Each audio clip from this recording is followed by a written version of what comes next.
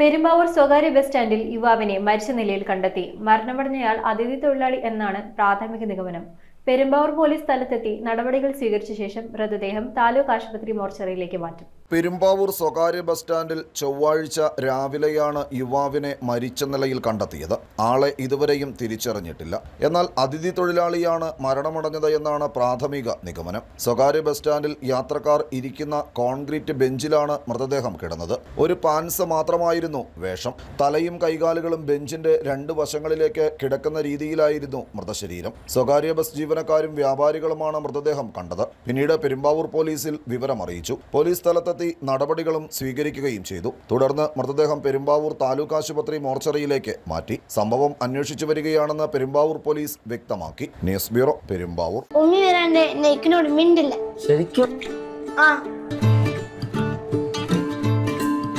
രുചിയോടൊപ്പം ഹൃദയങ്ങൾ ഒന്നാകുന്ന റംസാൻ ദിനങ്ങൾ.